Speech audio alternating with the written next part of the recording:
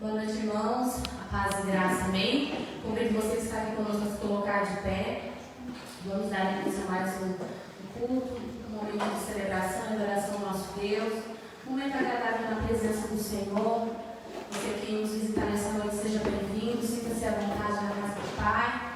Sinta-se abraçado por todos os irmãos, amém? Eu quero ler com vocês o Salmo 133, apenas o versículo 1. Essa manhã foi uma manhã muito agradável na presença do Senhor. Hoje nós recebemos novos membros para essa igreja. É um motivo de festa e alegria, né? Quando o Senhor vai acrescentando aqueles que vão sendo salvos na presença do Senhor, nosso coração se alegra. Salmo 133, apenas um novo lei. Quão bom e quão suave é que os irmãos vivam em união. Amém? Nós somos uma família, nós somos o corpo de Cristo. E o Senhor se agrada, né? Porque Ele deixou na palavra, é bom. Quer Ele ficar unida no seu propósito, a fazer a vontade de Deus. Eu convido você a fechar os seus olhos. Vamos orar ao Senhor, vamos agradecer ao Senhor por esse momento na presença dEle. Como é precioso estar na casa de Deus, como é precioso poder nos reunir como igreja para cultuar o Senhor, para adorar a Ele. Amém? Senhor Deus e Pai Altíssimo, nós entramos em Tua presença, Pai, com o nosso coração agradecido ao Senhor, contentes, alegres, ó Pai, por essa oportunidade de estar em Tua presença, Senhor, e como igreja, louvar, bendizer e glorificar o Teu precioso santo nome, Pai. Nós pedimos perdão pelos nossos pecados, pelas nossas falhas, ó Deus, se nesse dia de hoje fizermos algo que possa ter entristecido, Senhor, nós pedimos perdão, Senhor. Nós queremos entrar em Tua presença, Pai, com o nosso coração puro, com a nossa mente, Senhor, pura, Senhor Deus, voltada somente para o Senhor, Pai. Que seja um tempo precioso, Senhor, de louvor e adoração ao Teu nome, um momento agradável na Tua presença. Que o Senhor se faça presente em nosso meio, que o Senhor receba cada louvor, Pai, diante do Teu santo trono, Pai. Que o Teu nome seja louvado, que o Teu nome seja glorificado, seja exaltado nesta noite, Pai. Tu és bem-vindo, Espírito Santo de Deus. Enche o nosso coração da Tua presença, enche o nosso coração da Tua paz, ó Deus. É o que nós te pedimos e te agradecemos em nome de Jesus. Amém, graças a Deus, amém? Vamos cantar ao Senhor que Ele é o Cristo, Filho do Deus vivo. Ele é a nossa rocha inabalável, amém? Igual o nosso Deus amado. Vamos cantar ao Senhor com muita alegria em nosso coração.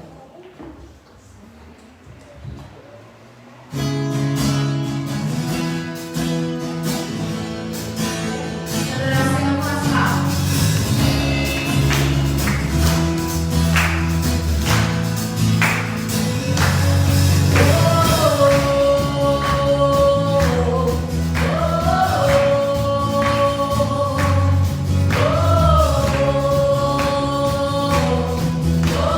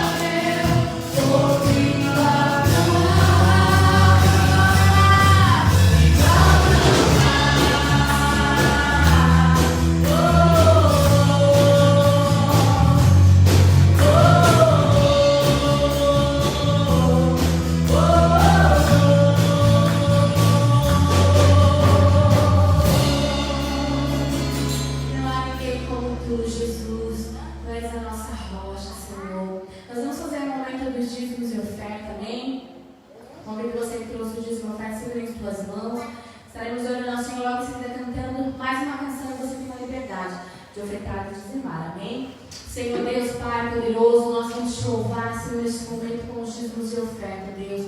É para a manutenção da tua obra, Senhor, é para que o teu reino cresça nessa terra, Senhor. Nós somos gratos ao Senhor por tudo que o Senhor tem feito em nossas vidas, Pai. O Senhor tem nos sustentado, Senhor, em meio, Senhor, às crises, ó Deus. Em meio, Senhor, tantas coisas que vêm assolando, Senhor, a nossa nação. Senhor, tem cuidado do teu povo, Senhor. Essa é uma promessa que há na tua palavra, que aquele que está contigo, o Senhor cuida, o Senhor guarda, o Senhor protege. Pai, muito obrigado, Senhor, por tudo, ó Deus. Nós te agradecemos, ó Pai, em nome de Jesus. Amém, graças a Deus, amém? Vamos cantar ao Senhor. Nós somos gratos ao Senhor por tudo que nós temos, amém? Pela nossa família, pelos nossos amigos, irmãos em Cristo. Nós somos gratos ao Senhor. Vamos cantar. Muita alegria.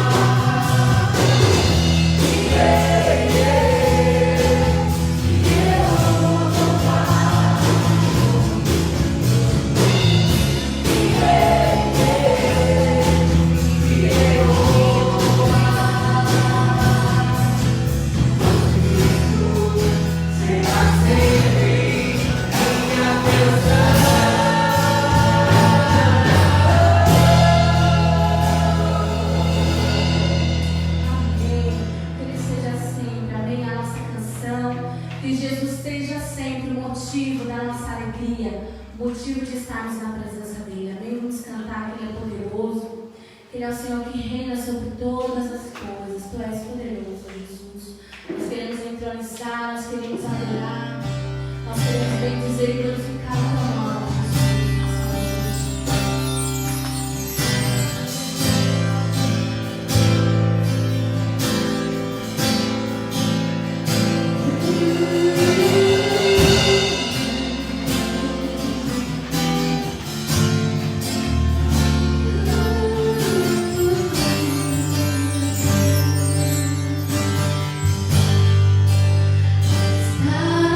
Sentado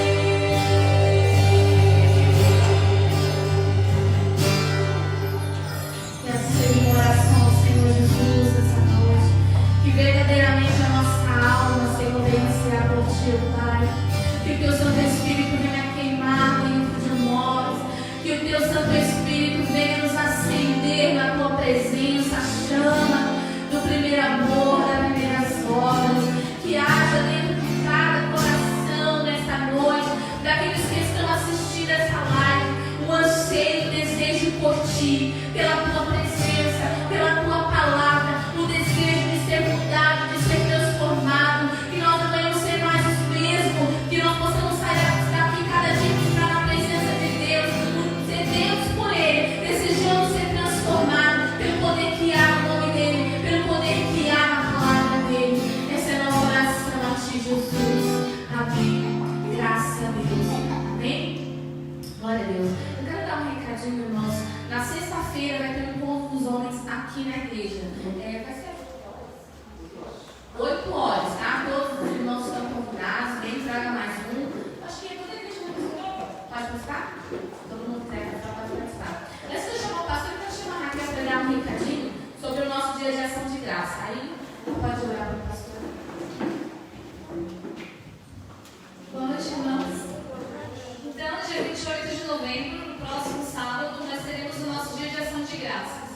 Todos os irmãos estão convidados e devem participar com a gente, tá? Vai ser lá no sítio do Silvio e da Índio, em Jaguaruna. Iremos iniciar às 10 da manhã com culto e batismo. Teremos 5 batismos, né?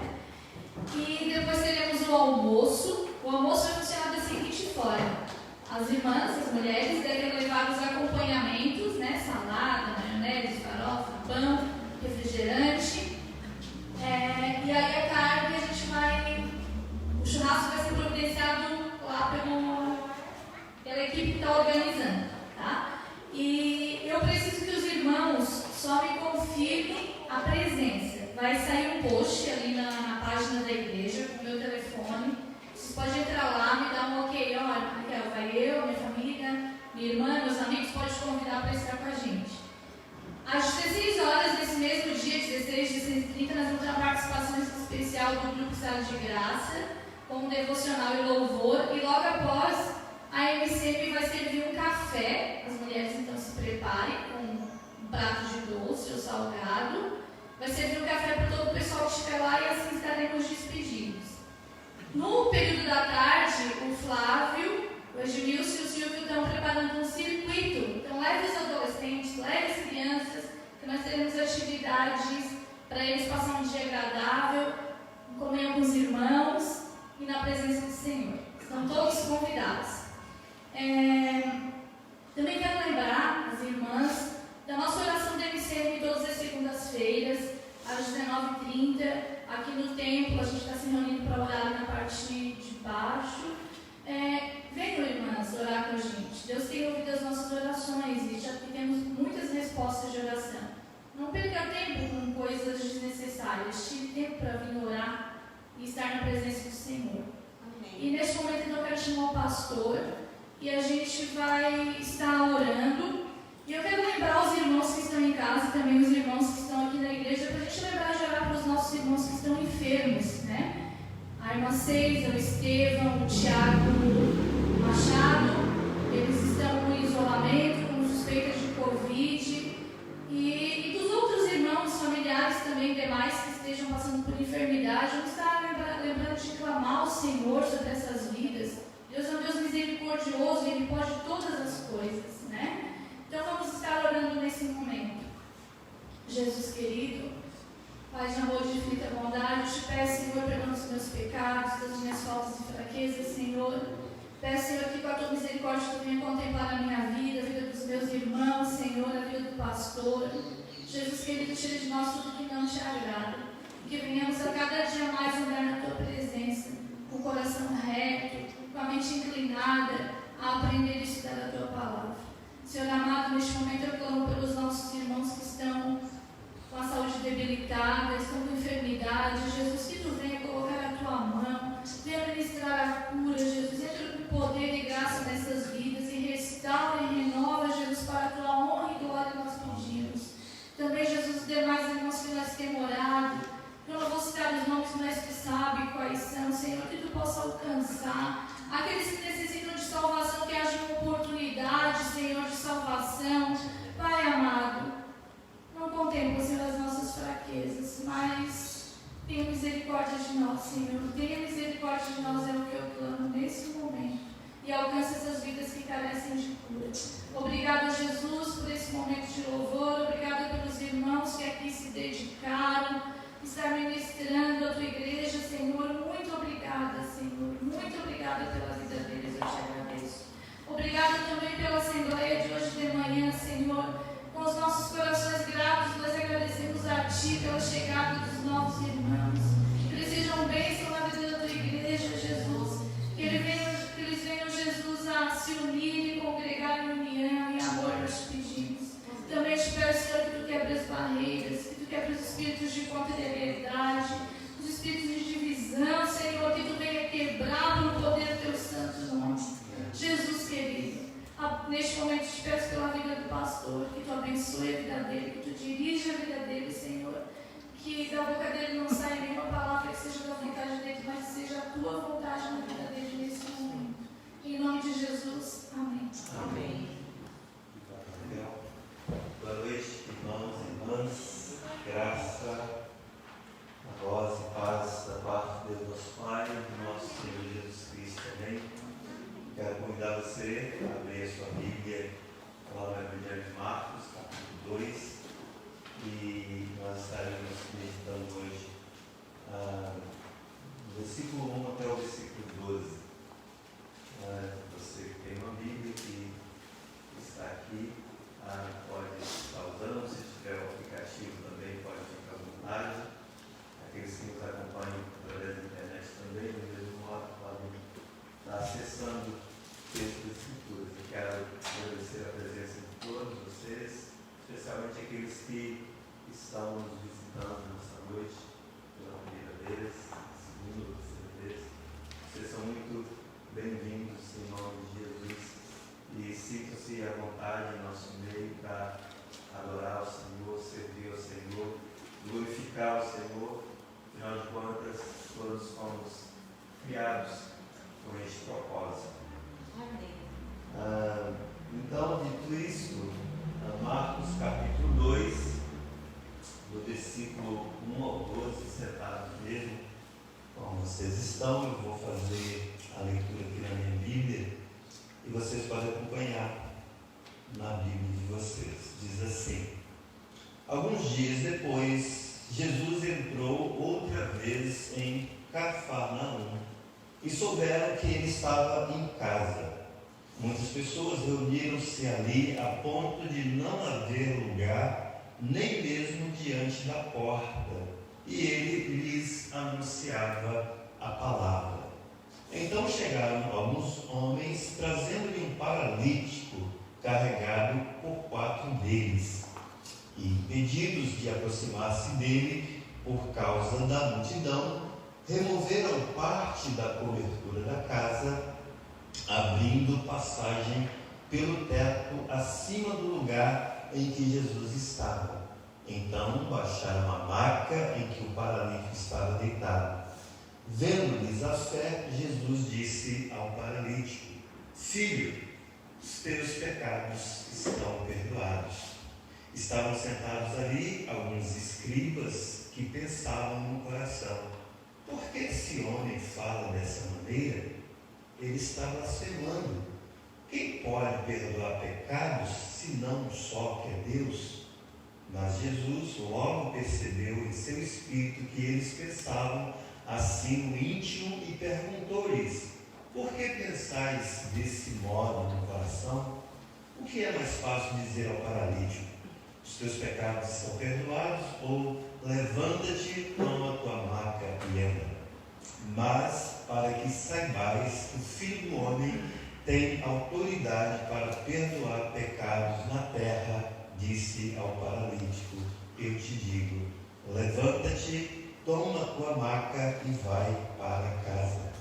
Então ele se levantou e, pegando logo a maca, saiu à vista de todos, de modo que todos ficaram maravilhados e glorificavam a Deus, dizendo: nunca vimos coisa igual. Senhor nosso Deus e Pai, nós pedimos ao Senhor neste momento que abra o nosso entendimento espiritual, Deus, os nossos olhos, para que possamos contemplar as maravilhas, ó Deus, da Tua palavra, da Tua lei. Inclina, Senhor, o nosso coração para a tua palavra neste momento e leva cativo o nosso pensamento a Cristo Jesus. E fala-nos, ó Deus, primeiramente a tua palavra, da exposição desse texto, que assim, ó Deus, a palavra do Senhor possa vir até nós nessa noite e cumprir o propósito para o qual o Senhor a destinou. Para a glória do teu nome, em nome de Jesus. Amém. Amém. O João Calvino, ele, nas suas Institutas, ele diz que tem dois aspectos que a gente precisa entender quando nós lemos a Bíblia. Primeiro, que a Bíblia revela a Deus, descortina a Deus. Sem a Bíblia, sem essa revelação especial de Deus, nós não teríamos possibilidade de conhecer de fato a Deus, embora Deus se revele por meio da sua criação, através das coisas criadas. É razoável supor, aliás, é razoável a criatura humana supor que há um Deus olhando para as coisas criadas. Mas, por outro lado, ele diz também que a Bíblia ela revela o homem de uma forma descritiva. E quando a gente lê a Bíblia e a gente começa a observar a grandeza de Deus, a majestade de Deus, a glória de Deus, o domínio de Deus, a soberania de Deus, e por outro lado a descrição que a Bíblia faz do homem pós-queda, do ser humano depois que caiu, que ficou alienado de Deus, mortos nos seus delitos, nos seus pecados, completamente alheio a Deus, na verdade uma criatura em plena rebelião contra o seu Criador, que insiste em virar as costas para o seu Criador. A gente só chega a uma conclusão, que esse Deus, ele é um Deus tão extraordinário que ele se condescende, ele baixa o nível dele para vir até nós e se revelar da forma suprema através do seu Filho Jesus. E quando nós lemos os Evangelhos, nós percebemos nada mais e nada muito além disso do que a própria condescendência de Deus em vir até nós, criaturas totalmente alheias e alienadas de Deus, e rebeldes, que não querem nada com Deus, que não buscam a Deus. Como diz o apóstolo Paulo, não há quem entenda, não há quem busque a Deus, todos se extraviaram, a sua garganta é como um sepulcro, é como como serpente, víbora, todos pecaram, todos estão destituídos da glória de Deus. Quando a gente lê essa passagem aqui, essa narrativa do Evangelho de Marcos, o Evangelho que nós estamos estudando, estamos fazendo aí uma série de mensagens expositivas. Hoje nós entramos no segundo capítulo. A gente vai ter aqui um dos milagres mais conhecidos nas Escrituras ou nos Evangelhos, que é a cura de um paralítico. E esse relato, essa narrativa desse milagre, nós encontramos nos outros evangelhos também. Encontramos em Mateus, encontramos em Lucas também. Então, os três evangelhos, conhecidos como sinóticos, narram esse milagre da cura desse paralítico. E é tão extraordinária a beleza e a clareza de pensamento de Marcos, que por mais que a gente procure encontrar alguma outra coisa muito profunda, a gente não consegue. Talvez falta-me, no meu caso, a habilidade para aprofundar mais no texto, dada a sua simplicidade. Um homem que era paralítico, que foi deslevado pelos amigos, descido por cima do telhado, para ser curado por Jesus. E essa ocasião desse milagre, da cura desse paralítico, produziu uma série de sentimentos, de emoções das pessoas que estavam ali presentes. Alguns acusaram Jesus de blasfêmia, outros ficaram extasiados, ficaram espantados, ficaram admirados por esse milagre, por esse feito. Então a cura desse paralítico, ele traz para nós várias lições, e a gente vai examinar a narrativa narrativa desse texto que Marcos nos apresenta, né, ele começa falando, né, desses amigos úteis, né, que levaram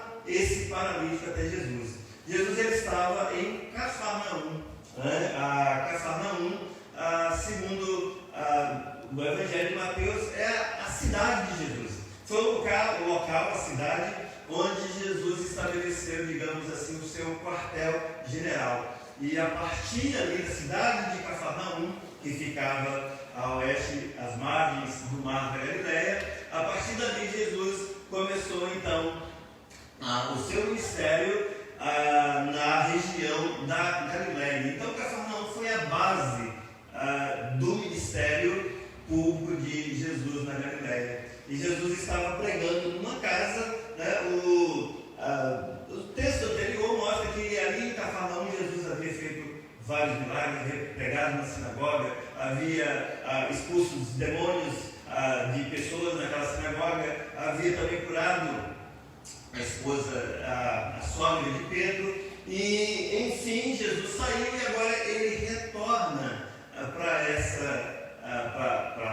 para Cafarnaum, né? Ele estava numa casa, ninguém sabe se a casa era de Jesus mesmo ou se era a própria casa de Simão, né? Mas o fato é que nessa casa havia muitas pessoas, ela estava superlotada, ela estava cheia, né? E esse paralítico, ele então foi carregado por seus amigos. O texto fala aqui que chegaram alguns homens trazendo um paralítico carregado por 4 deles. Possivelmente tinha até mais de 4, né? 4 eram os que se ajustaram ali para carregar, para fazer essa logística, mas devia ter outros que estavam acompanhando esse homem, né? Então esse paralítico totalmente imóvel, confinado numa maca, né? Incapaz de entrar. Eles chegaram nessa casa, mas por conta da multidão que aglomerava, inclusive na porta da casa, eles não puderam entrar, né? Então eles tiveram ideia, eles fizeram um grande esforço, né, e transportaram esse paralítico através de um buraco na cobertura da casa, né? E então Jesus, diz o texto no versículo 5, que Jesus ele viu a fé desses homens, né? Dentro-lhes a fé, Jesus disse ao paralítico: filho, os teus pecados estão perdoados, né? E lá em Mateus, no mesmo texto que Mateus também narra, Mateus ainda acrescenta, fala assim: ame o filho, os teus pecados estão perdoados. Então parece estranho o fato de Jesus primeiro perdoar os pecados desse homem e só depois então curá-lo, né? Parece, pelo menos do ponto de vista humano, a necessidade maior, mais premente desse paralítico era que ele fosse curado, né, da sua paralisia. Mas o propósito de Deus ele vai ser revelado à medida que a gente prossegue observando o texto, né? E nenhuma das ações de Jesus era algum tipo de ação aleatória ou algo do acaso, né? Tudo era era tudo muito feito de forma meticulosa, né? Mas a gente então, se por um lado tinha esses amigos do paralítico, né, esses bons amigos, esses amigos úteis, por outro lado o texto mostra também que havia alguns inimigos hostis, né? Esses inimigos hostis, eles acabaram olhando para essa atitude de Jesus, para essa fala de Jesus, com um certo desprezo, né? Ele disse assim: por que esse homem fala dessa maneira no versículo 7? Ele está blasfemando. Quem pode perdoar pecado senão só que é Deus? Então nós percebemos aí o desprezo desses homens, chamado chamados escribas, né? Lá no mesmo texto, na narrativa de Lucas, Lucas acrescenta aos escribas e ele acrescenta também os fariseus, que era um grupo religioso da época. E eles raciocinam no seu coração, né?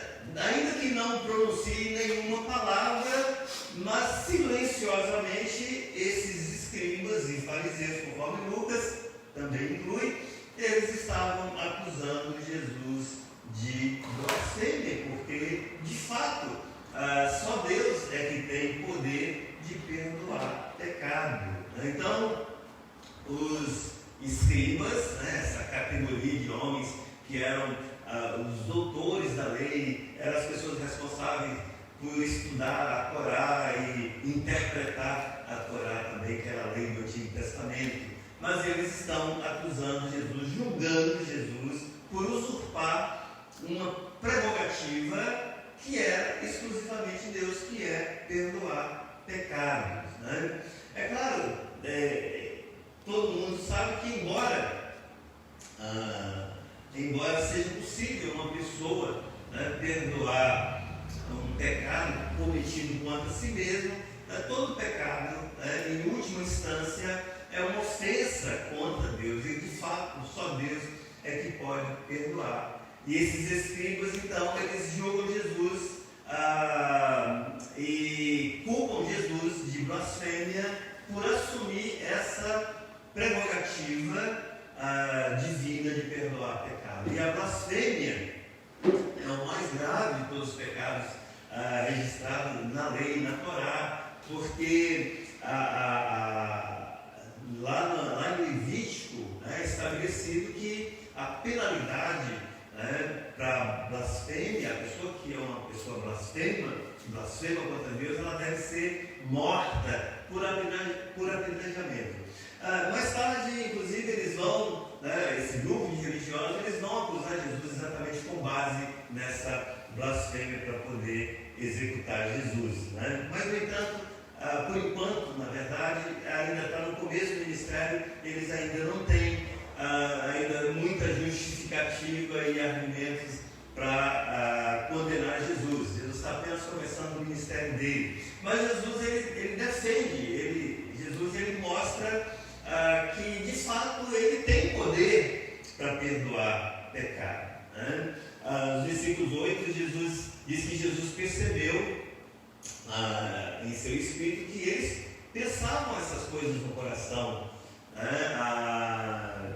Jesus conhece o mais íntimo de cada um de nós, né? Ele conhece o que há no recôndito da nossa alma. Não há como a gente esconder, não há como a gente fugir. Esses homens também não conseguiriam fugir desse olhar escrutador de Jesus. Jesus conhecia os seus pensamentos, Jesus conhecia os seus raciocínios. Não é preciso que ninguém diga nada a respeito do ser humano para Jesus, porque ele conhece o coração humano. Isso está lá no Evangelho de João. E aí Jesus, então, ele faz uma pergunta no versículo 9: o que é mais fácil dizer ao paralítico? Os teus pecados estão perdoados?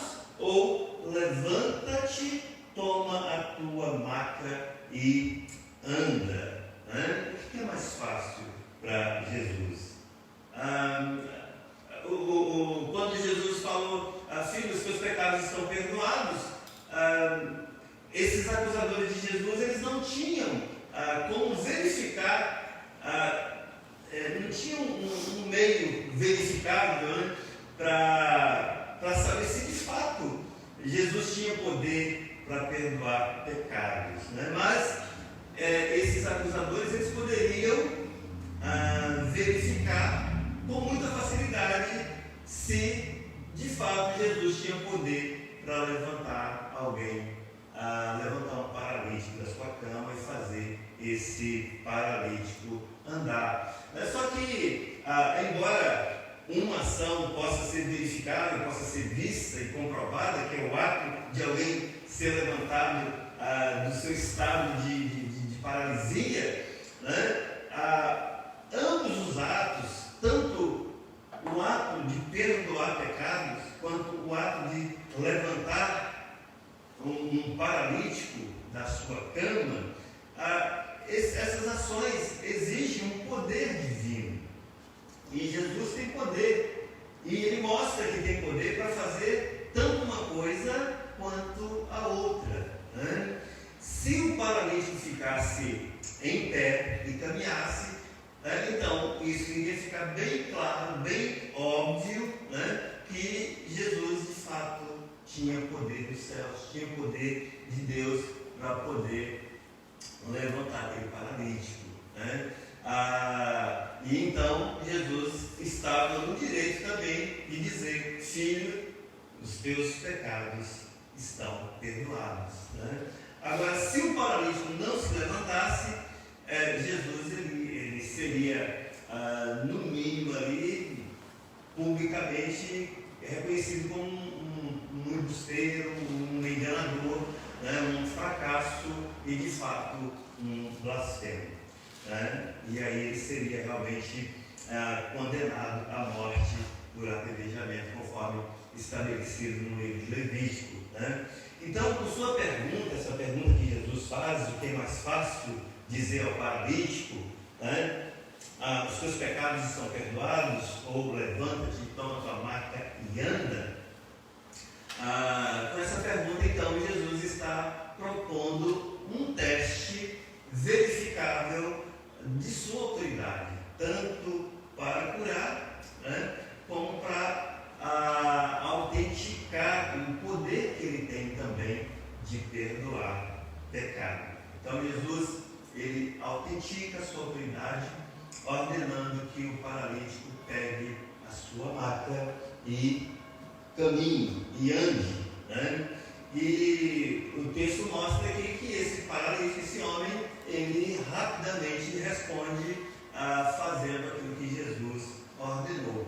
Então a gente percebe aqui na narrativa de Marcos, né, que nós temos os bons amigos aqui, esses amigos úteis, o paralítico. Nós temos os inimigos hostis, que são esses escribas e fariseus, a classe religiosa de um modo geral.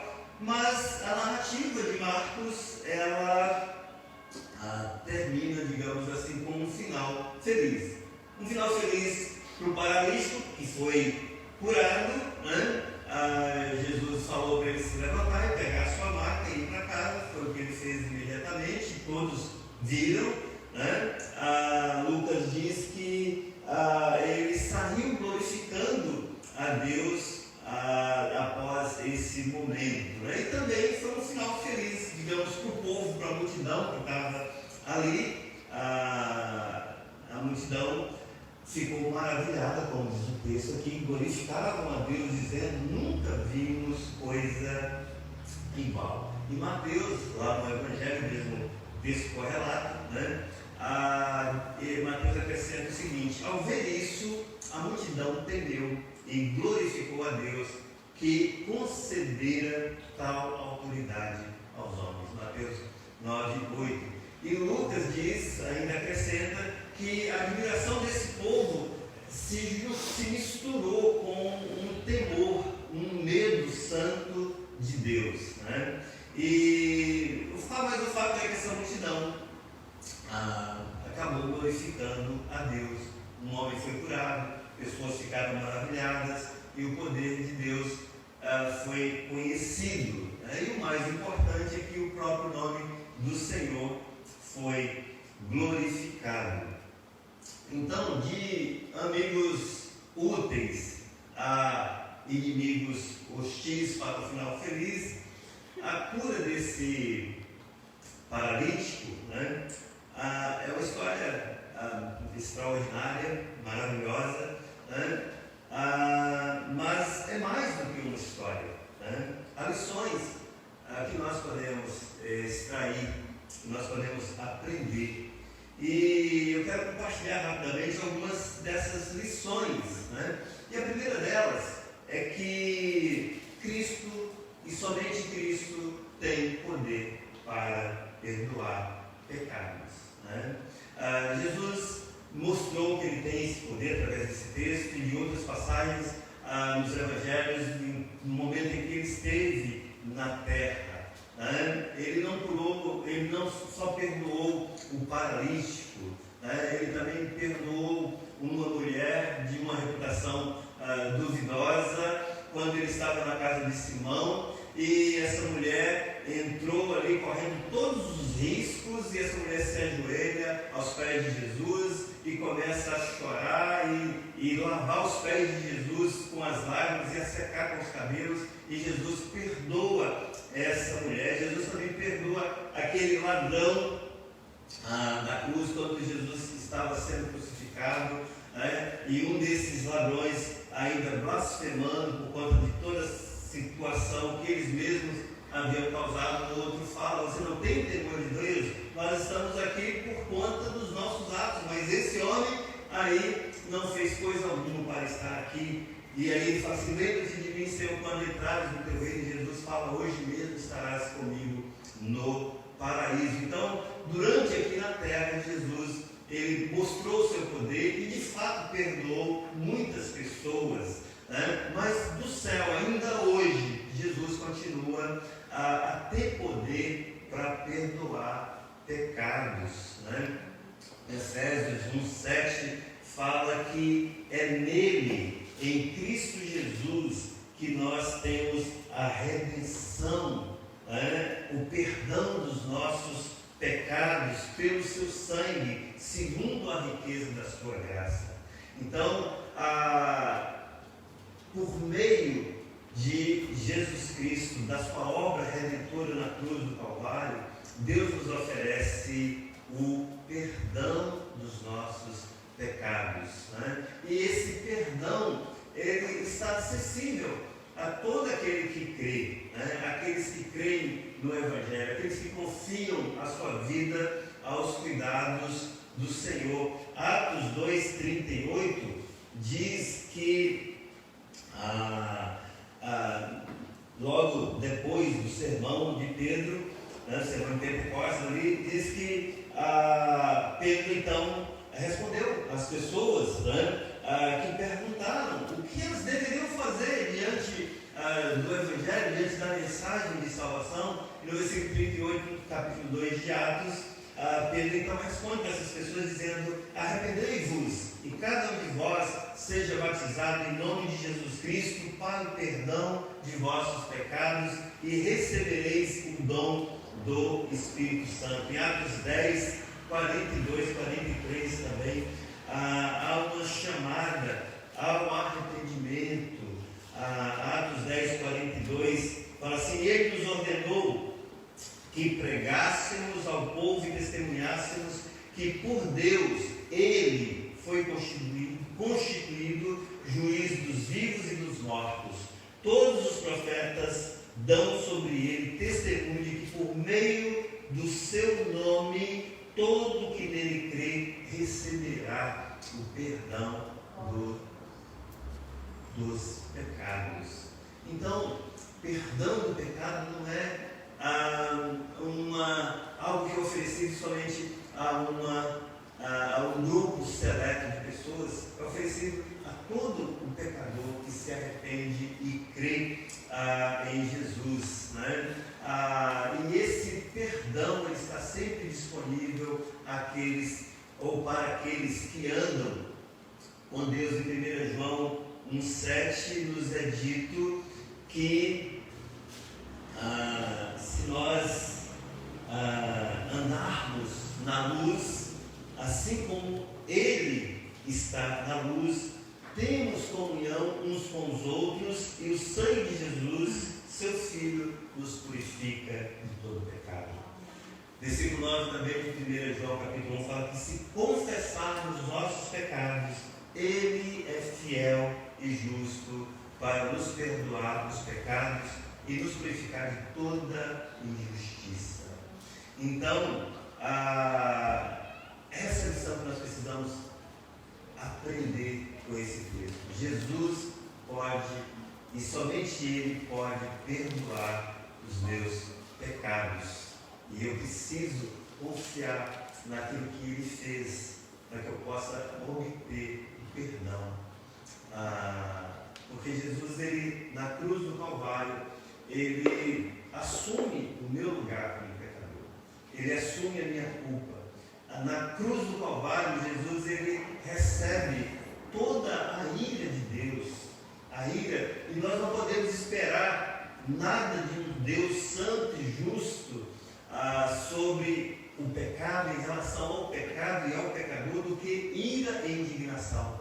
E isso Deus fez na pessoa de Jesus. Essa ira que recairia sobre mim por conta dos meus pecados, ela recaiu sobre Jesus. Então a base do perdão para os meus pecados é a obra consumada de Jesus na cruz do Calvário. Então Deus me perdoa porque Jesus pagou o preço lá naquela cruz. E nós precisamos nos apropriar disso pela fé. Confiar só na obra que Jesus realizou na cruz do Calvário e nada mais. Nós não temos nenhum mérito, é pura graça de Deus. Então essa é a primeira lição que nós podemos extrair do texto. A segunda lição é a preciosidade de termos amigos de fé. O paralítico ele foi abençoado, né, com esse tipo de amizade.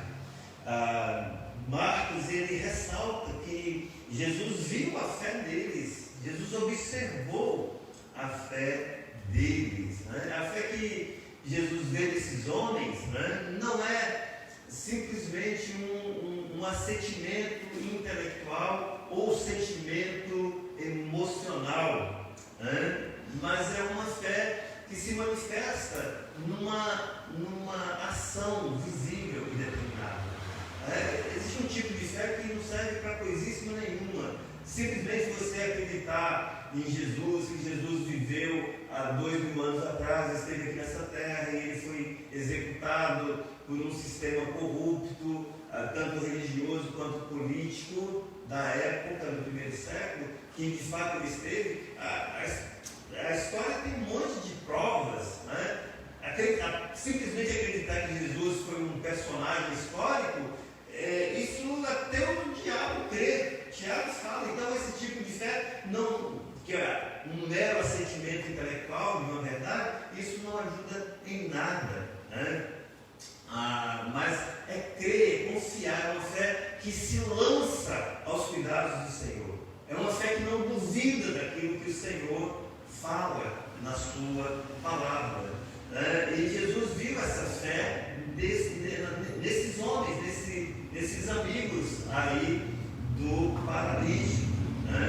E como Jesus ele pode ler, ele tem essa capacidade de ler o nosso coração, ele sabe a natureza da nossa fé. E a fé desses homens não é uma fé morta, não é uma fé morta, não é uma fé estática, é uma fé que foi demonstrada pelas suas ações, foi evidenciada pelo esforço desses homens em ajudar um amigo paralítico que não podia fazer nada por si mesmo.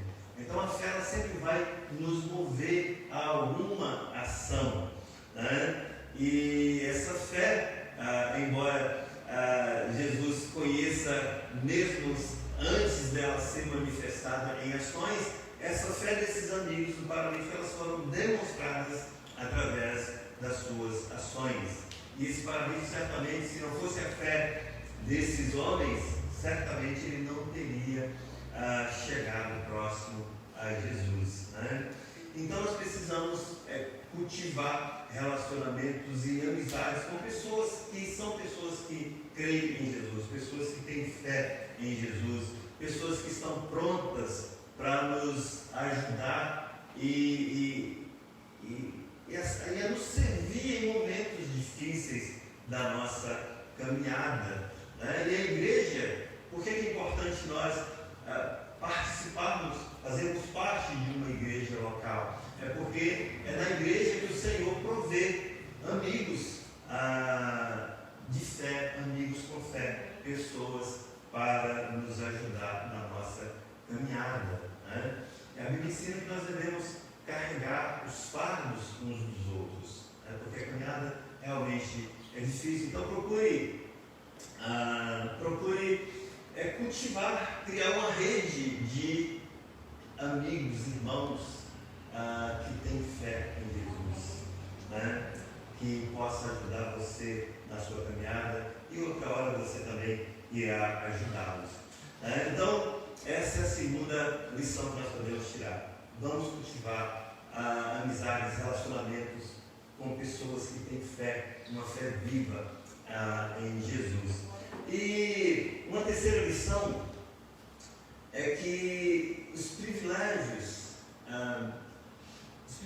que nós recebemos, às vezes nós podemos, como eu poderia dizer, a gente precisa considerar os privilégios que nós recebemos de Deus, porque eles podem às vezes ser desprezados.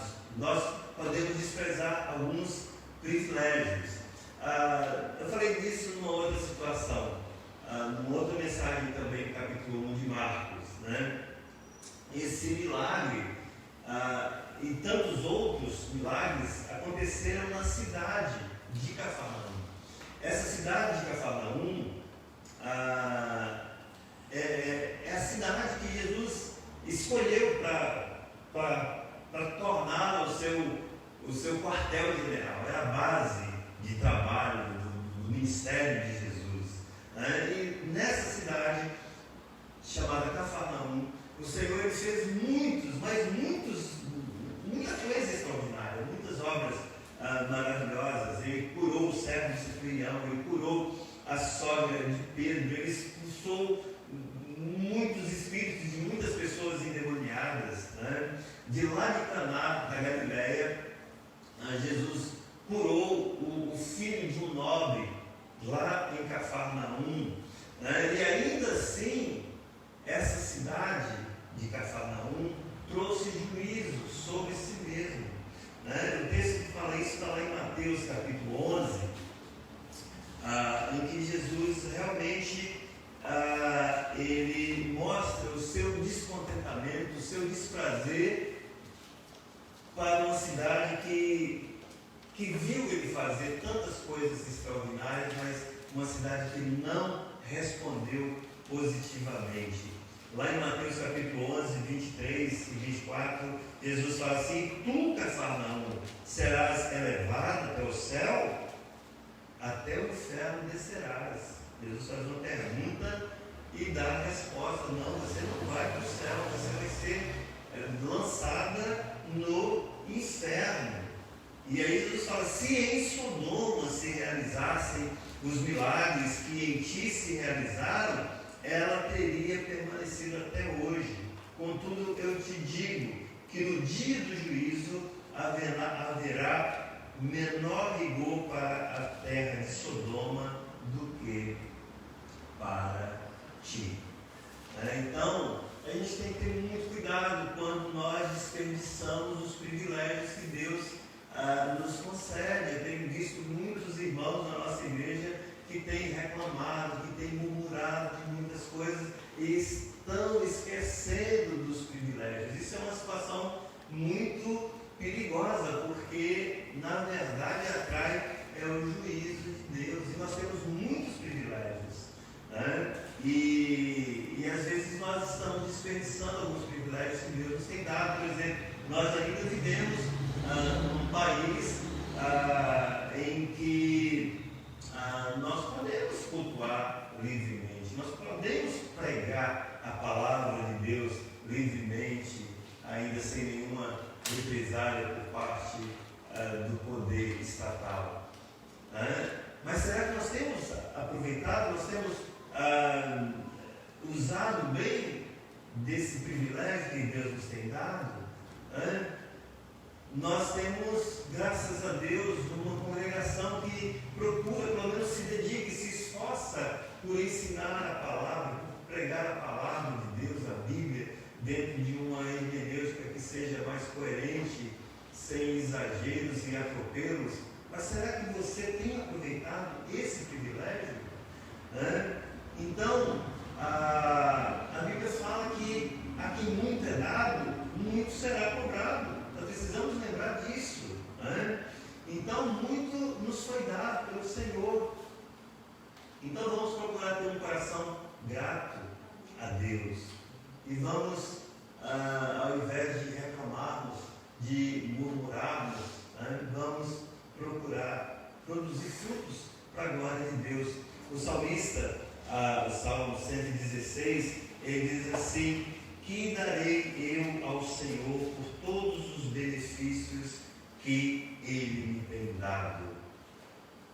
E ele responde: tomarei o cálice da salvação e invocarei o nome do Senhor.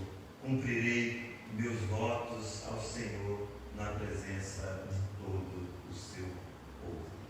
Quero concluir dizendo que no nosso texto, a cura desse homem paralítico mostra a necessidade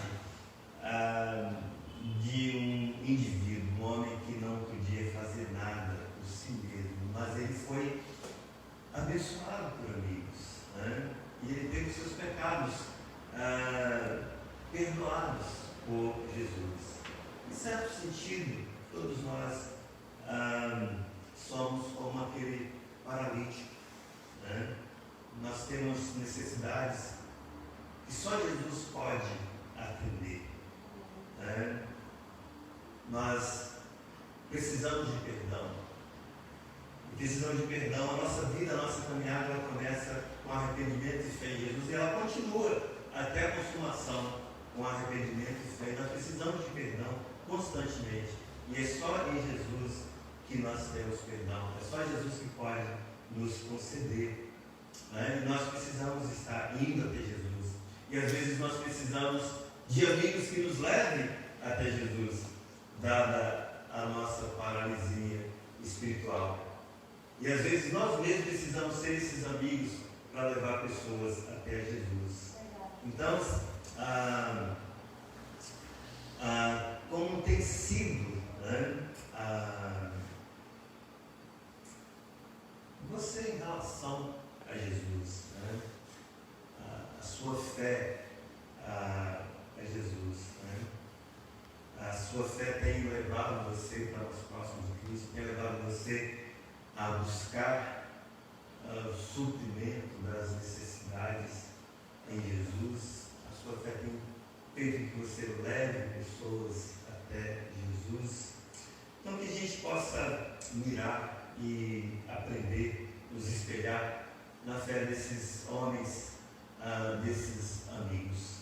Amém? Amém. Feche seus olhos, vamos orar. Eu quero convidar o grupo do louvor para vir aqui à frente, para a gente cantar aquela canção que fala que temos amigos, muitos irmãos, mais ou menos isso, Mas vamos orar e com esse canto nós estaremos encerrando o som dessa noite. Pai, em nome de Jesus, nós queremos agradecer ao Senhor, agradecer porque foi o Senhor que teve a iniciativa de vir até nós, revelar-se a nós, ó Deus, por meio de Jesus Cristo, e através, ó Deus, daquela obra na cruz do Calvário, nos trazer a remissão dos nossos pecados, para que hoje nós pudéssemos estar curados, ó Deus, da nossa paralisia espiritual. Ó Deus, ajuda-nos, Senhor, a andarmos e caminharmos pela fé, digno, Senhor, de olhar para nós e ver em nosso coração uma fé pujante, ó Deus, como desses homens e do próprio paralítico que, ó Deus, se apresentaram ao Senhor. Obrigado.